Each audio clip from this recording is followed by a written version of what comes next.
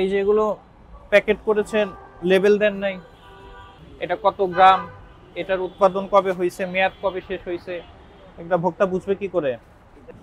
আমরা বিএসটিআই থেকে আসছি, ম্যাজিস্ট্রেট স্যারের নেতৃত্বে মোবাইল কোর্টে আসছি। আপনাদের ম্যানেজার কই? দায়িত্বে কি আপনি? ফোন দেন, দ্রুত ফোন দেন। এই যে এগুলো প্যাকেট করেছেন, লেবেল দেন নাই, এটা কত গ্রাম, এটার উৎপাদন কবে হয়েছে, মেয়াদ কবে শেষ হয়েছে, একটা ভোক্তা বুঝবে কি করে?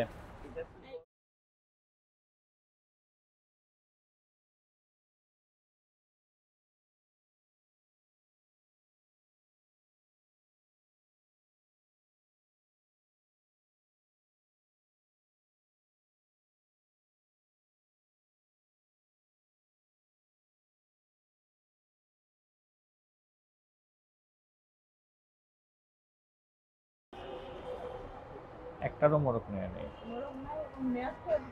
কোনো কিচ্ছু নেই তো। মেয়াদ না দেন তাইলে চলবে কিভাবে ব্যবসা?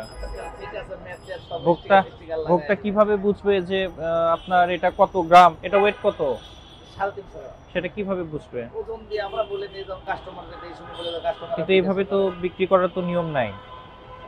তাহলে থেকে আমরা জানি না, এটার জন্য আমাদের বলেছে আমরা করবো, তাহলে ওজন দিয়ে দিব, ওই স্টিকার লাগাই দেবে এত গ্রাম আছে। বিএসটিআই লাইসেন্স নিয়েছে কিনা আপনি জানেন? এটা সঠিক জানি না। এটা কি একটাতেও কোনো কিচ্ছু নাই?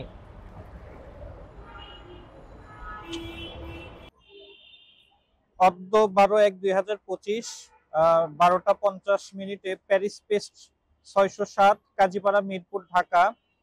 উক্ত প্রতিষ্ঠানটি পণ্য মোড়কজাত নিবন্ধন সনদ গ্রহণ ব্যতীত বিস্কুট, ড্রাই কেক, পাউরুটি এবং বিভিন্ন পণ্য মোড়কজাত ও বাজারজাত করেছে, যেটা 24-এর 1 ধারায় অপরাধ এবং এটি 41 ধারা মতে শাস্তিযোগ্য অপরাধ। উক্ত অপরাধের জন্য বিজ্ঞ ম্যাজিস্ট্রেট 10,000 টাকা উক্ত প্রতিষ্ঠানের বিরুদ্ধে জরিমানা করেছেন।